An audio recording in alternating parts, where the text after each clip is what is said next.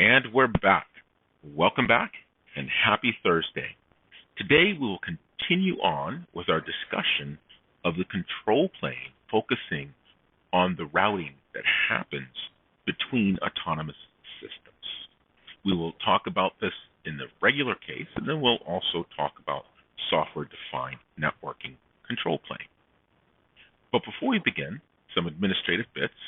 Homework number 4 concerning the network layer will be due 1 week from today, Thursday, the 8th of April, at the usual 11:59 and 59 seconds. All right. When we last left off, we talked about hierarchical OSPF, and we had a 2-level hierarchy, one called areas and another called the backbone. And the areas were, you could think of them as sub-ASes in OSPF, and they were stitched together using area gateways, area border routers, that took the traffic from each area and sent it through the backbone, which ultimately made its way either to either areas or off of the gateway to get off to the internet.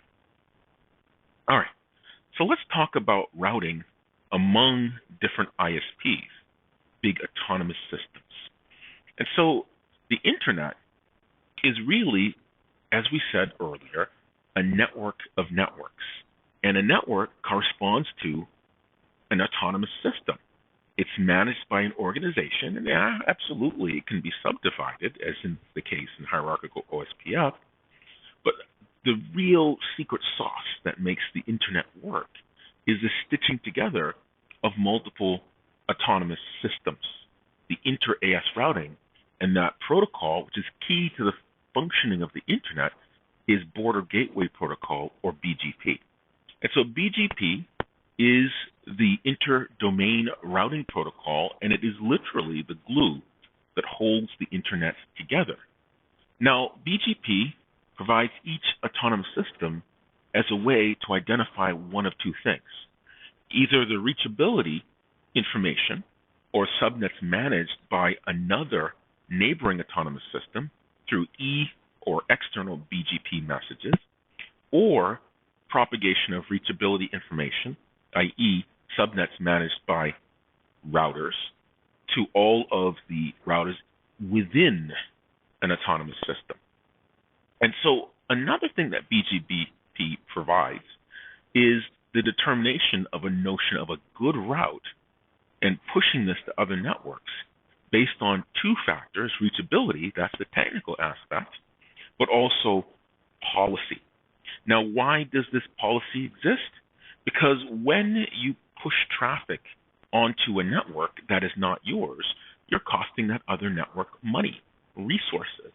And so oftentimes, organizations will sign agreements, and these agreements are implemented in either the encouragement of traffic coming across your network or the discouraging of traffic coming onto your network. And so this is all established by a policy which is different and can be different from just pure reachability, because reachability is based on least cost path.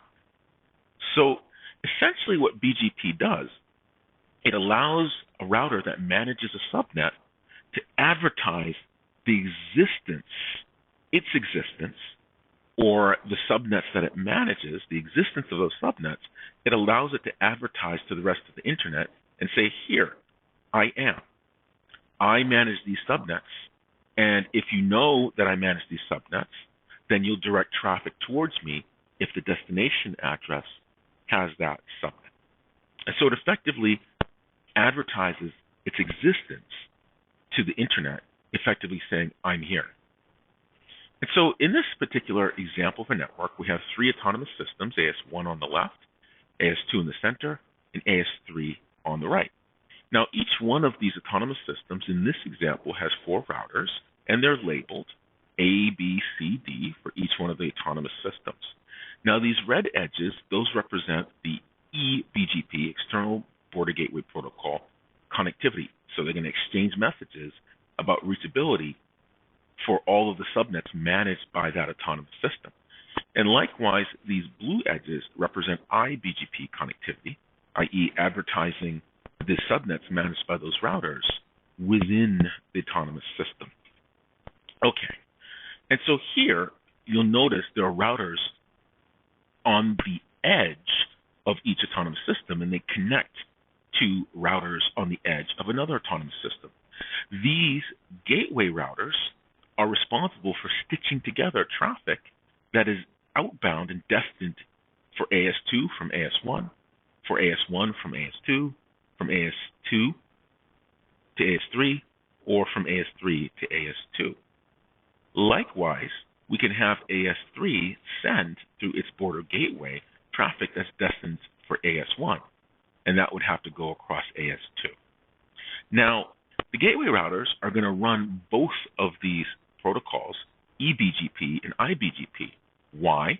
Because the eBGP part means that they're going to propagate connectivity information about addresses to other autonomous systems. And so the iBGP, in contrast, is because once the border gateway knows the reachability of the neighboring autonomous systems, it needs to propagate that to the other routers within its autonomous system so that they also know where they should propagate packets based on their destination address, if that destination address should be in another autonomous system. And so for that reason, our border gateway, or rather gateway routers, are going to run both eBGP to deal with reachability in another autonomous system, and iBGP to deal with reachability within their own autonomous system. All right, and so let's take a look at a typical BGP session. Two routers, they act like peers, so they're going to exchange messages over a permanent or semi-permanent TCP connection. Now, of course, this is TCP because reliable in-order delivery is important for these messages, and these messages advertise paths to different destination network prefixes. The network prefix is a subnet. And so BGP deals or traffics with path vectors. It is a path vector protocol. And so here, imagine we have router X, and router X is attached to router 3D in the third autonomous system, and router X is reachable inside of autonomous system 3. And so AS3, when its border router 3A, when it advertises reachability information to its peer in AS2, border router 2C, it's going to advertise two things. It's going to advertise an encoding of the path from the autonomous systems level, AS3, and it's also going to advertise X corresponding to the subnets managed by that router X. And so when AS3's gateway router 3A advertises its path AS3 and comma X to AS2, it's essentially promising to AS2 that if you send me datagrams destined to subnets managed by X, or those subnets associated with X, it's going to forward them. I'm the person you send them to on behalf of targeting X with your datagrams. And so the advertised prefix not only includes subnet information, but it also includes some attributes. And these attributes, along with the prefixes for the subnets, for the destination addresses, that encodes the route. And so there are two important attributes that are along in a BGP message. One is the AS path, which is a list of the autonomous systems through which that prefix advertisement has passed. So it's essentially saying I went from AS1 to AS2 to AS3. So it's almost like an autonomous system list of ASes that this advertisement has traversed. And then the next other piece of attribute information is the next hop. The next hop is a specific internal AS router that's going to be the next hop AS. So what is the point locally within the AS that you target, that router, in order to get to that next hop AS? Because your border router in your AS is going to be that router that you use to get to that autonomous system within that AS path list. And the other thing about BGP, we talked about policy-based routing. Now, this policy-based routing pertains to two things: the router advertisements you allow to come in and pay attention to, and the advertisements that you choose to send out. So when a gateway receives a route advertisement from another gateway, it uses a so-called import policy. And this import policy says, well, I'm either going to accept the advertisement and now target datagrams based on subnet to you, or I'm going to decline this advertisement, never routing through you. I'm imagining that I never heard from you and don't know, so I'm going to ignore your advertisement. Then the AS policy also determines whether to advertise a path to your neighbors. So you could either decide, I'm going to make my neighbors, border routers, aware that I manage these subnets, or I won't. Now, if you make them aware, they're going to send traffic to you.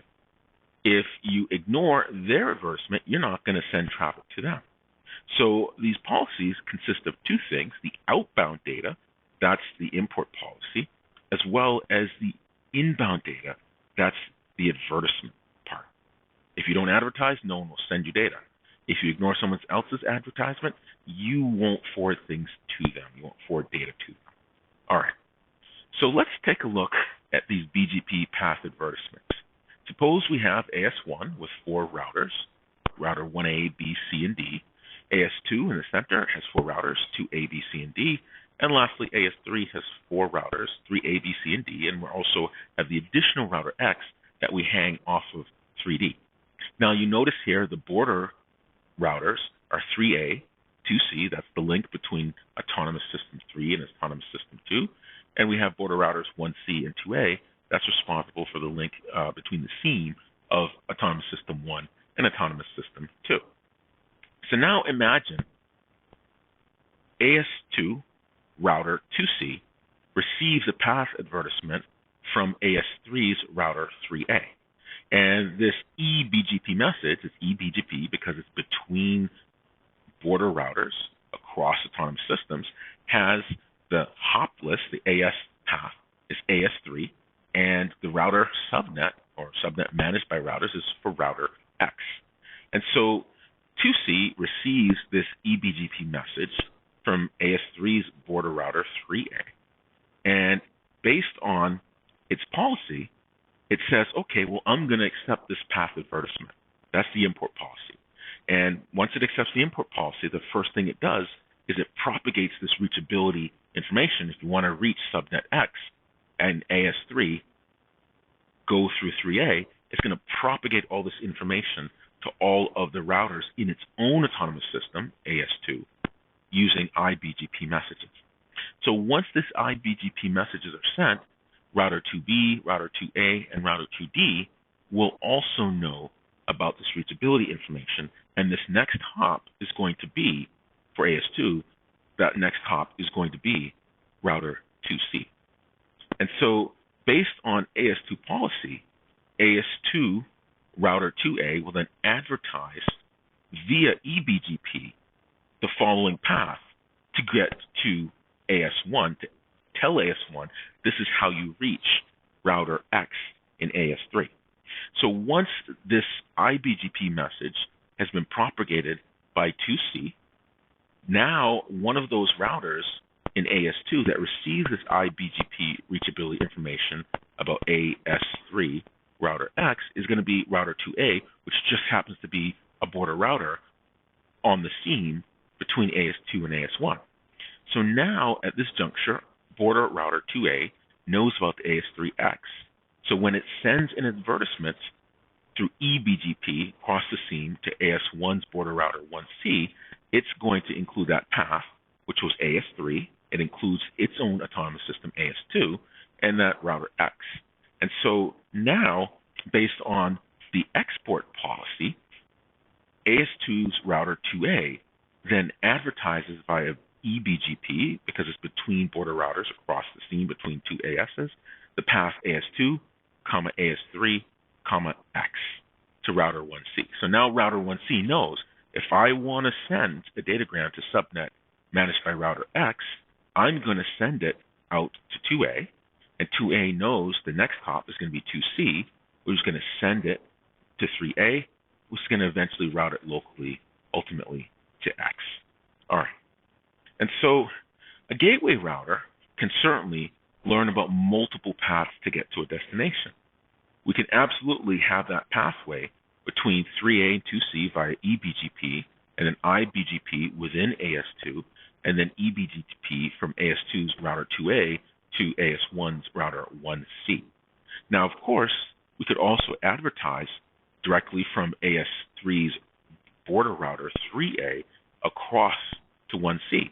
In that case, this advertisement says, okay, AS3, my time system, targeting subnet managed by router X. And so AS1's gateway 1C will learn two different paths to get to subnet managed by router X. It's through AS2, then AS3 to get to X, or through AS3 to get to X. All right.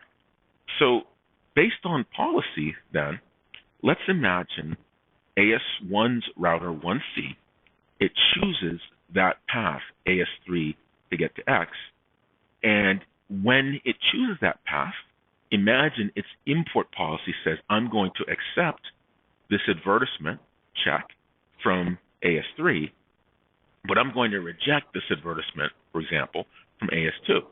Now, if that's the case, that means that when router 1C accepts this AS3, X advertisement, it's going to then propagate it via iBGP to all of the routers, its peer routers, within AS1. And so now when, say, router 1A wants to send to subnet managed by router X, it's going to see this advertisement it got via iBGP from router 1C. It knows that its next hop is 1C, so it sends it to 1C, and 1C sends it across to router 3A and AS3, which then routes it locally to router X. Okay, and so this is an example of learning multiple paths and an import policy in the case of router 1C in AS1, where it might accept one advertisement but reject another advertisement. All right, and so these BGP messages are exchanged over TCP connection between routers as peers. And there are various messages that can be sent. There's an open message to establish the TCP connection to a BGP peer and also authenticate it. And that's pretty important because you can really mess up a lot of stuff if you are not supposed to be connecting and sending BGP advertisements. There's also an update. You can advertise new path or withdraw old path, keep alive, maintain the connection open, and notification reporting errors, but also to close connection. Let's take a look at software-defined networking control plane. And the network layer historically has used distributed peer-based router approach. You had routing algorithms in each router, and as peers they exchanged messages.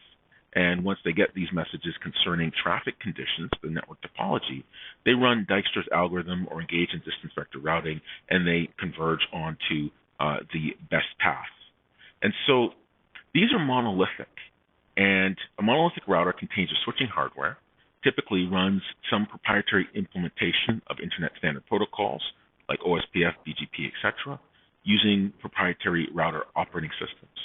And you have different types of boxes, so-called middle boxes, for different network type functions.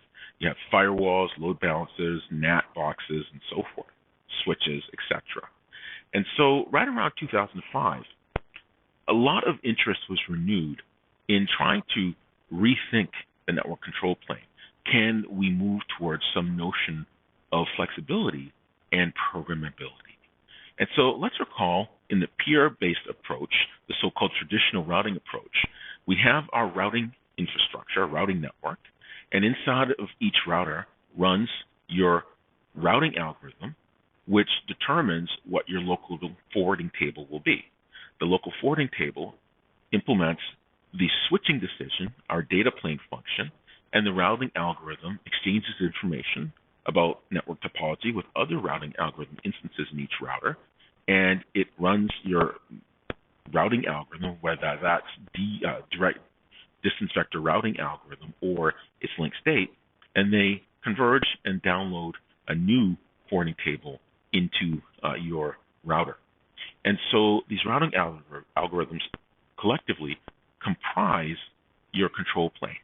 And so here we have the dichotomy of the control plane, that global decision-making, establishment of routes, and this data plane, the local decision, which is the forwarding decision across each router's switching fabric to connect data in the queue from the input port to the queue for the output port based on your destination subnet address. All right. Now, when we logically centralize the control plane, that gave a huge jump into the capabilities. And typically now we take all of that control plane activity and we aggregate that, collect that into a local controller. That could be a single machine, but typically it's a cluster. And now we move those smarts away from the individual router and put in its place in each router a very simple control agent. Then that control agent has two simple functions. One is to take information from the router and send it to the controller, and the other is to take the controller's decision, i.e. the forwarding table, and install it into the router. So the control agent doesn't do very much, not much smarts in the local device. And so here we have our control agents in each router, and we have our remote controller. These control agents can send data up to the remote controller or packets. Could be traffic information, topology information, all sorts of things. And this controller makes its decision and sends the new forwarding table to the control agent, whose responsibility then is to install it into the router, affecting the flows using these new match plus action rules implemented in the flow table.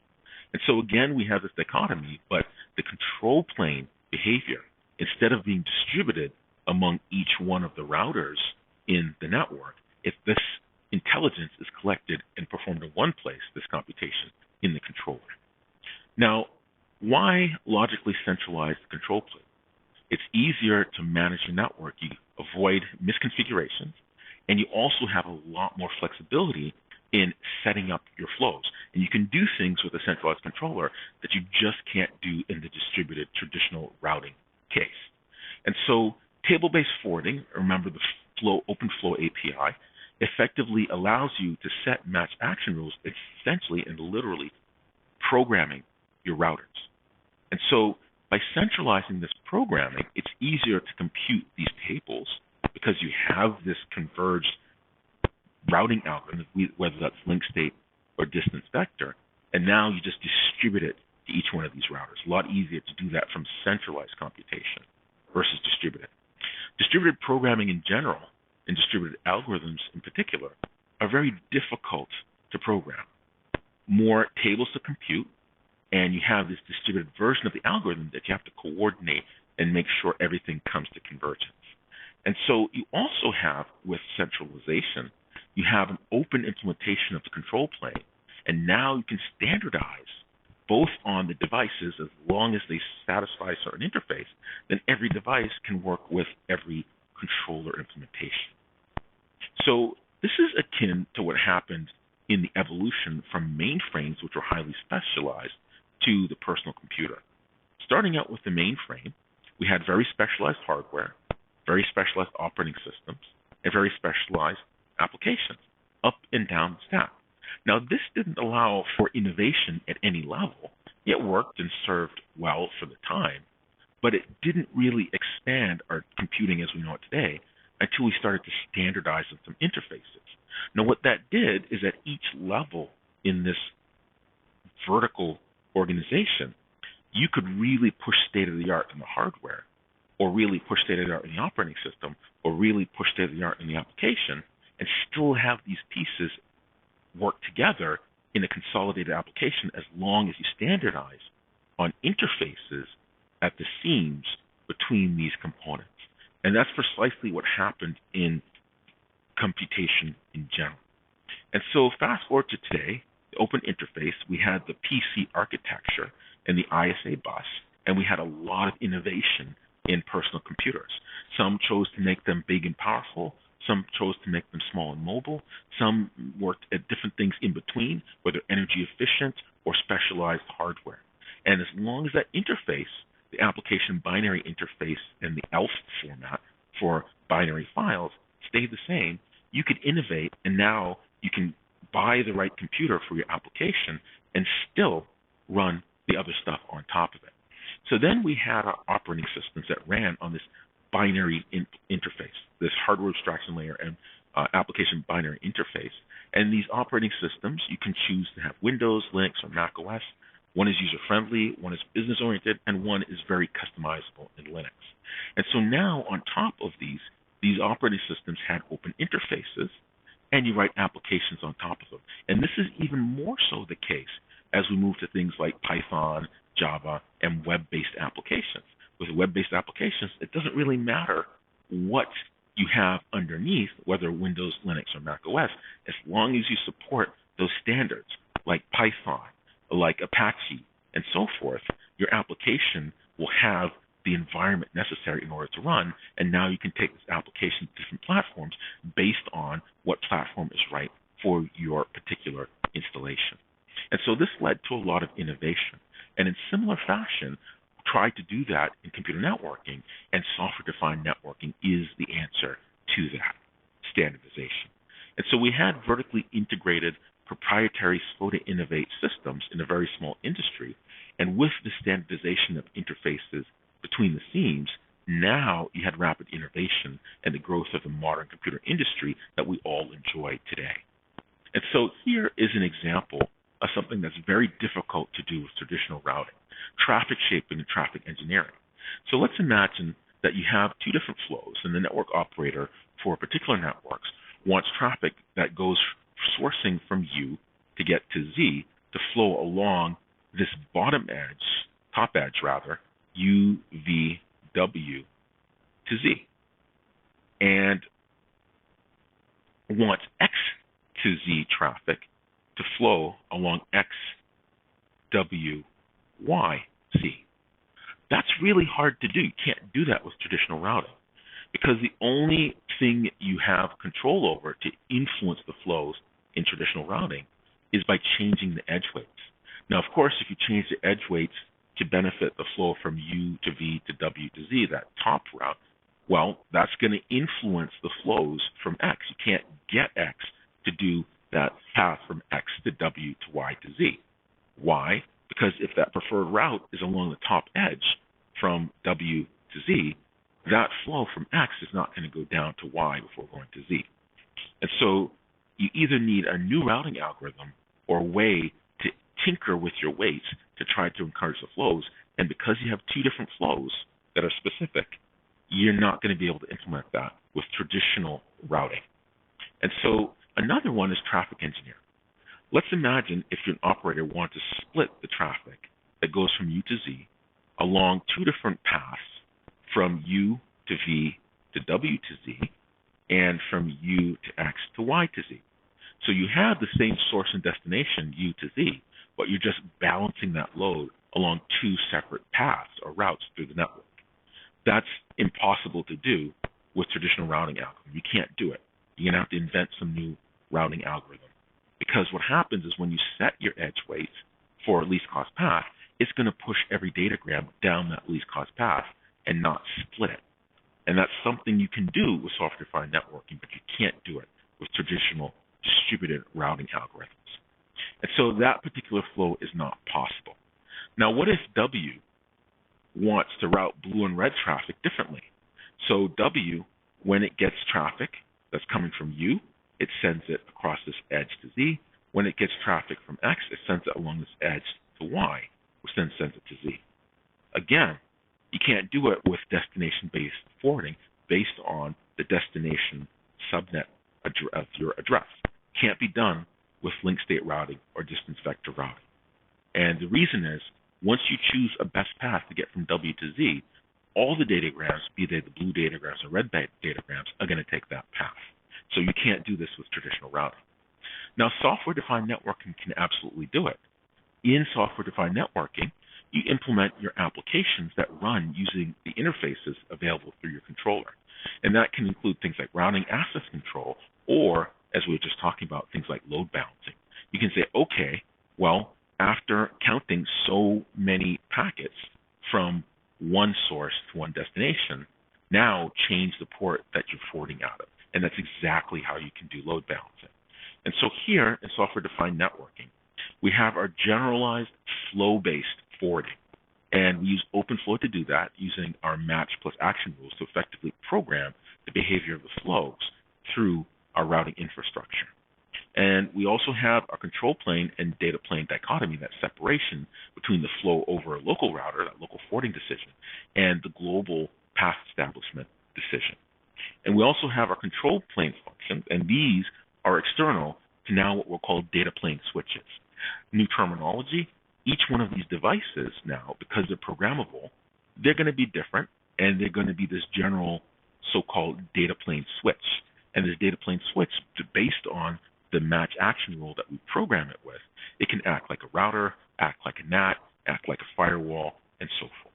And so here we have our control plane, and the functions of the control plane are different from this local switching decision for the individual flows across our individual data plane switches.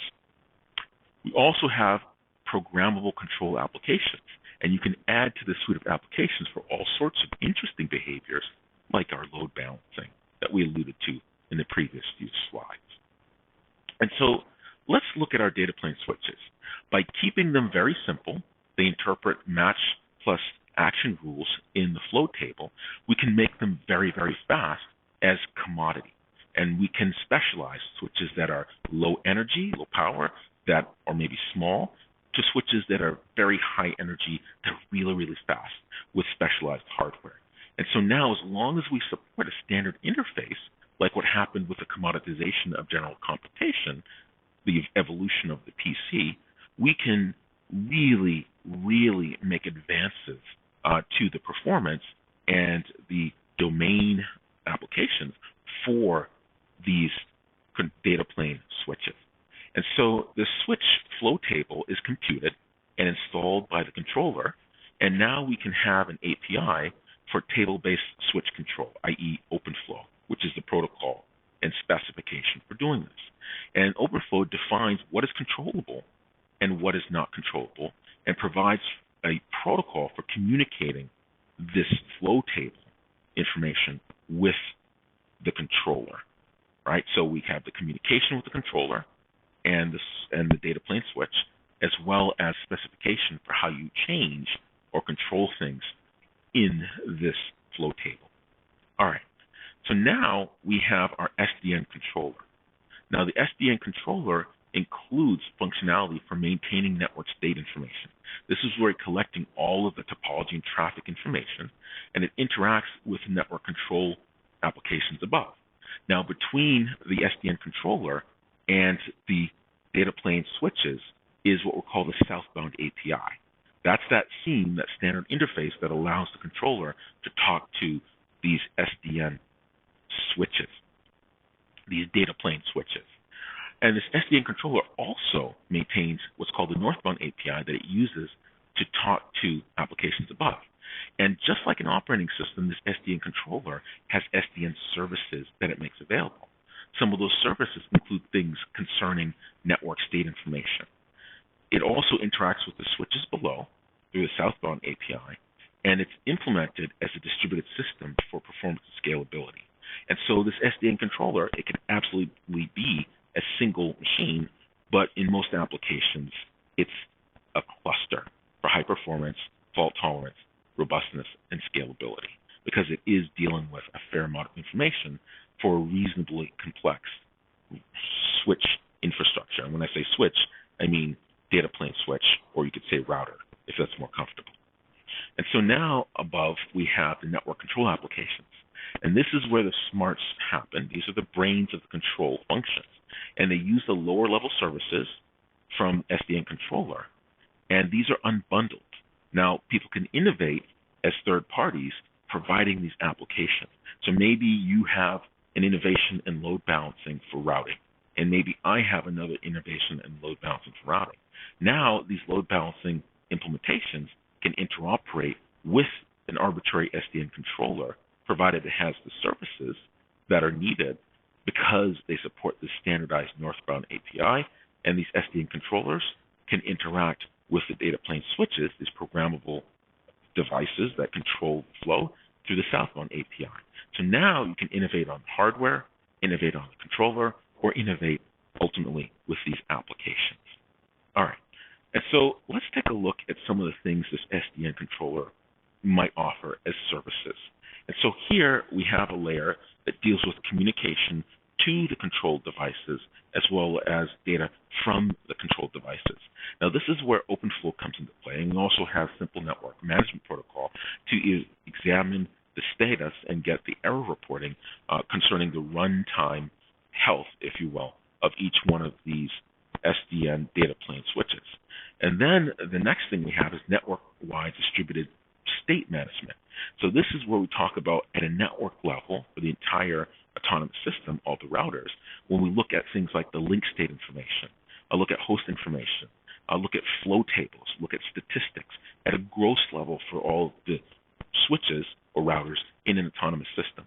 And then we also, in the Sdn controller, have services for interface abstractions for network control applications. So this is where you'd maintain a network graph representation of all of the switches or routers in your autonomous system. And then we also have representation state transfer, RESTful APIs, which provides an interface for how you make these function calls in a web-based application, in a software-oriented architecture type application. And then you have things like intent, what you're trying to accomplish.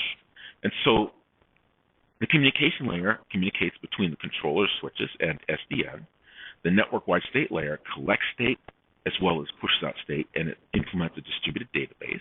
And then we have the interface layer to network control applications that provides abstractions of the underlying network, not dealing with raw state information, as well as APIs for how you make these calls back and forth across the seams. And so OpenFlow is the protocol that glues this together and operates between the controller and the switch. That's how the controller talks to the switches and how the switches talk to the controller. Now, OpenFlow uses TCP messages to exchange information. It can optimally, but you really need to make it secure, you can optionally encrypt your OpenFlow messages. It would behoove you to do so. You have three different types of OpenFlow messages, from the controller to the switch, so that's when you're pushing down information, from asynchronous from the switch to the controller. That's where the switch sees perhaps like an update in something that notifies the controller. And then symmetric, which is for other types of communication. And so key controller to switch messages, that's going downward from OpenFlow or Sdn controller down to the programmable switches. These are things like controller queries, looking for features to see what each device, i.e. router or Sdn switch, supports. Now, of course, you can't configure it if you don't know what capabilities it has. Then there's the configuration information. The controller queries the switch configuration parameters to see what its particular setting is at the moment. There's also messages to modify the state, to add or delete or modify the flow table entries managed by OpenFlow. And then there's the so-called packet out types of controller to switch messages. The controller can send this particular packet out a specific port.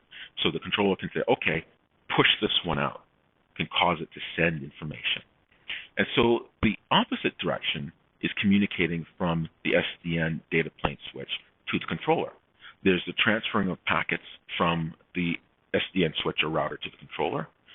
There's flow remove. You can change a flow table entry, delete it at the switch. That's removing a flow in its entirety for that particular match action rule. A match action rule corresponds to behavioral flow. If you remove that entry, that match action rule, you're removing that flow. You can also look at port status information. You can inform the controller of a change on a port on these switches. And so here's an example of an interaction between the control plane and the data plane. So we start out in step one, and let's imagine router S1 or data plane switch S1 is experiencing link failure. And so it uses the OpenFlow port status message to notify the controller. So using OpenFlow, it talks to the controller, and then the Sdn controller receives this message, and it updates the link status information. And so this link status information then causes Dijkstra's algorithm to run, and it gets called whenever link status changes. And this Dijkstra's updates, and it uses the network graph information with this new link status to compute new routes. So once this Dijkstra's algorithm, which is an application, completes its run, it then interacts with flow table computation in the Sdn controller, and it computes the new flow table. And so this least cost path graph, as a result of Dijkstra's algorithm converging, it then uses the APIs in step 5, the flow table module or services in the Sdn controller to update or compute the new flow table, the new match plus action rules in the flow table. And so then, lastly, this uses OpenFlow to communicate, the controller does, to all of the switches to then go ahead, talk to their control agents to update their local flow tables. And that's where the update happens. You can see in step 6, it pushes out that flow table to each one of the routers or data plane switches, as we'll call them, in the autonomous system for your network. Okay, so let's take a look at ICMP, Internet Message Control Protocol. For the network layer, we said ICMP is for error reporting as well as status information for your routing infrastructure. And so ICMP has a number of types and codes, and these are used for all sorts of things. For example, ICMP message type 11 is the time to live expired message, and this is used by traceroute to trace each one of the routers between a source and destination, all the hops between a source and destination endpoint. And so once you reach that last hop, the time to live field goes to 0, you're going to get an unreachable host network port protocol message back. And you time that, and that gives you your probe measurement for the round trip time between the source and the destination, one hop at a time. And so here, if we look at a trace route, it starts out and it sends a type 11 message, and it sends 3 of them with increasing time to live fields. And so you send the first probe, the second probe, the third probe. Each time the TTL goes from 1 to 2 to 3 to 4, etc., until it reaches the destination. And so when this datagram arrives to the nth router, that router then, if it reaches the end, it discards the datagram and sends a source ICMP message of type 11, code 0, which is exactly, if we go back to the previous slide, it's a TTL expired ICMP message.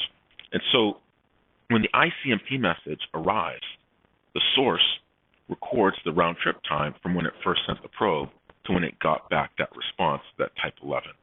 And so a UDP segment eventually arrives at the destination host, and once it gets to the host, it returns an ICMP port unreachable message, which is type 3, code 3, because it's now reached the destination. And that's how your trace route works. So the trace route is really just using ICMP with increasing TTL values so that it returns back these messages, TTL expired, and times the round trip. And that's the measurement that it gets in milliseconds for each hop along the route between the source and the destination. And so we're not going to talk about SNMP, Simple Network Management Protocol, and that's everything for Chapter 5, completing our discussion of the network layer. So with that, we will end there, and as usual, please stay healthy, stay safe, and I'll see you all on Tuesday.